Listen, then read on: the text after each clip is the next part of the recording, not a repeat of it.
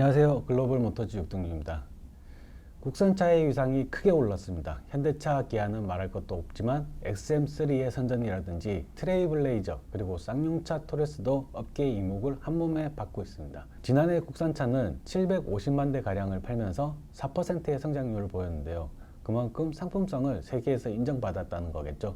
올해도 국산차의 질주는 계속됩니다. 기대의 고성능 버전 모델부터 전기차까지 빠지지 않습니다. 신차가 언제 나올지 손꼽아 기다리는 분들을 위해 오늘은 올해 나올 국산 신차들을 한번 알아봤습니다.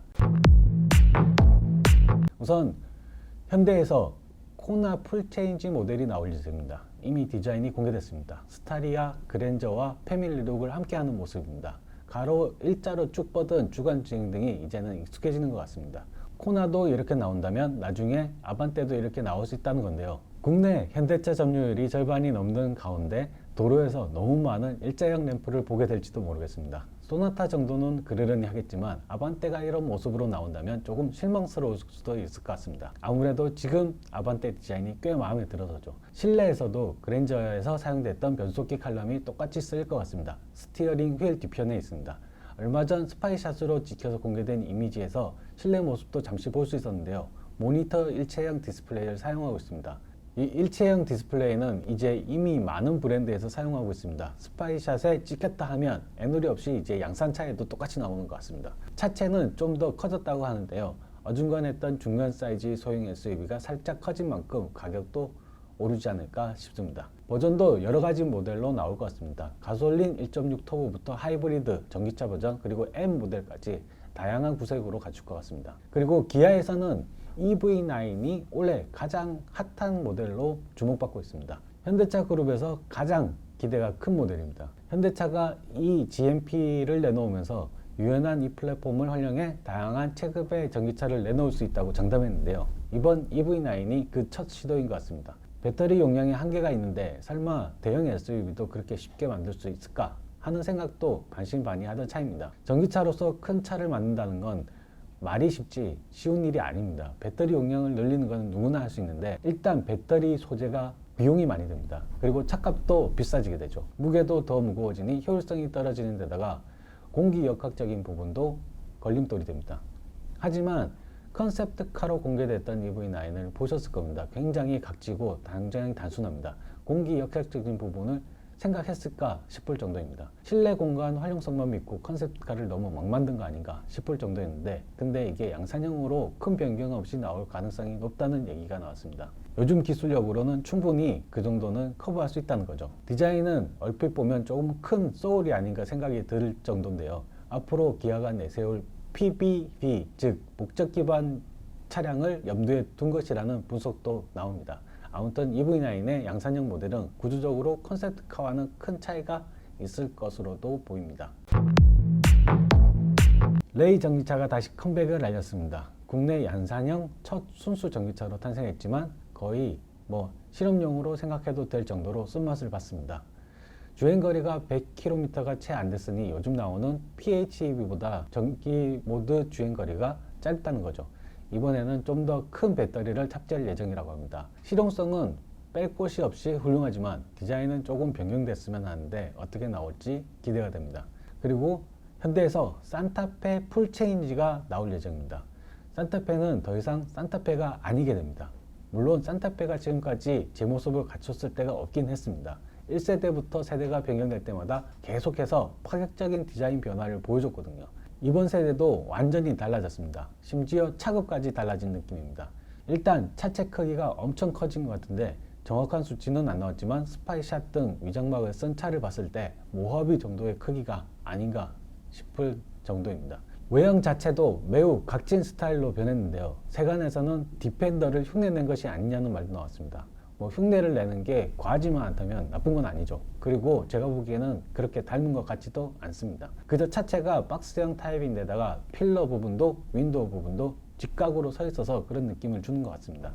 그리고 현대차에서 다시 아이오닉 5 N이 나올 예정입니다. 지난해 기아에서 EV6 GT 모델이 나오면서 그게 아마도 자극이 됐던 것 같습니다. 이번에는 아이오닉 5의 고성능 모델인 아이오닉 5N 모델이 출시를 앞두고 있습니다. 일단 공기 역학적인 부분이 N 브랜드의 성향에 걸맞게 많이 바뀌게 됩니다. 범퍼라든지 리어윙 그리고 에어 인테이크 부분이 바람을 잘 가를 수 있도록 설계될 것으로 보입니다. 아무래도 모터스포츠에서 배우는 기술이라 또 다른 레벨의 효율성이 적용될 것으로 보입니다. 출력도 토크도 퍼포먼스는 한층 높아질 예정입니다. 최고 출력이 600마력에 달한다는데 기아 EV6 GT보다도 더 높은 수치를 보입니다. 게다가 이번에는 실내에서 내연기관 엔진의 사운드를 느낄 수 있도록 특별 배기 사운드 시스템이 추가될 예정이라고 합니다. 아무리 강력한 퍼포먼스를 보이더라도 웅웅거리는 모터 소리가 잘 안 어울리긴 했었는데요. 이 부분은 운전을 즐기는 분들에게는 큰 메리트가 될 것 같습니다. 소문에 따르면 드리프트 모드도 추가될 거라고 하는데 해치백 스타일의 드리프트라 어떤 느낌일지 굉장히 궁금해집니다. 출시 예정일은 아마도 8월쯤이 될 것으로 보입니다. 다음은 카니발입니다. 카니발 하이브리드 모델이 이제 나올 예정인데요. 페이스리프트 모델로 따로 묶긴 했는데 카니발은 워낙 인기 있는 차라 하이브리드 파워트레인이 추가된다는 소식으로 주요 모델로 꼽아봤습니다. 파워트레인에 대해 정확히 알려진 것은 없지만 1.6리터 혹은 2.5리터 가솔린 엔진이 적용될 가능성이 높은 것으로 보고 있습니다. 차의 성량, 선호하는 고객층 등을 고려해보면 1.6으로 가는 게 맞겠지만 2.5가 나온다고 하더라도 수요는 충분할 것으로 보입니다. 지금까지는 디젤과 가솔린 두 가지 선택지밖에 없었는데요. 디젤이 아마도 삭제되는 추세라 현행 디젤 모델을 대체할 수 있는 선택지가 돼야 하지 않을까 하는 부분입니다. 만약 2.5 하이브리드가 나온다면 최상위 버전으로 포지셔닝을 하지 않을까 싶습니다. 다음은 쌍용 KR10입니다. KR10은 코란도 후속 모델입니다. 올해 하반기 출시를 예정하고 있는데요. 스케치만 본다면 굉장히 이목을 끄는 디자인입니다. 토레스처럼 강인한 인상이지만 헤리티지만 계승했던 토레스와는 달리 정통 오프로드였던 코란도의 이미지를 많이 활용한 모습입니다. 요즘 분위기가 레트로라 꽤나 먹힐 것 같은 요소죠. 파워트레인은 어떻게 될지 아직 잘 모르지만 기존 코란도와 동일한 엔진 혹은 전기 모터를 사용하지 않을까 싶습니다. 지금 쌍용차 상황을 본다면 내연기관 선택지는 많이 없을 것 같습니다. 엔진을 새로 개발하는 것도 무리일 것이고 그렇게 하겠다는 말도 없었으니까요. 현재 생각해 볼 수 있는 가장 좋은 엔진은 2.0 가솔린 엔진이 되지 않을까 싶습니다. 자, 마지막으로 한국 GM의 트랙스 모델입니다. 이 차는 요즘 위장막도 없이 길거리 테스트 차량으로 돌아다니고 있다고 하는데요. 이미지 일부와 재원이 이미 공개됐습니다. 배출가스 소음 인증 기준도 통과했다고 하는데요. 출시가 코앞이라는 말입니다. 트랙스는 소형 크로스오버 모델로 트레일블레이저와 플랫폼을 공유하는 형제차입니다. 외관 디자인은 쿠페형 실루엣을 했고 트레일블레이저보다 좀 더 큰 근육지대 볼륨 라인을 적용하는 기조로 설계가 될 것 같습니다. 엔진은 1.2리터 가솔린 터보 엔진을 탑재합니다. 최고 출력이 139마력, 최대 토크는 22.3kgm를 발휘한다고 합니다. 여기서 6단 자동 변속기가 파워트레인으로 구성됩니다.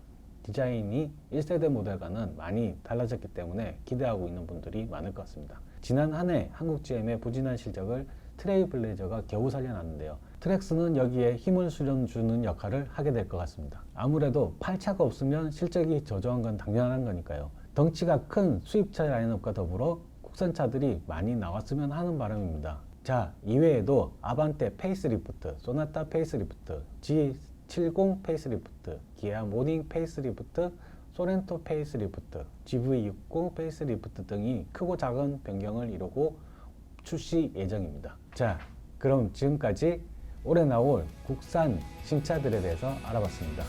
고맙습니다. 글로벌 모터즈 정입니다.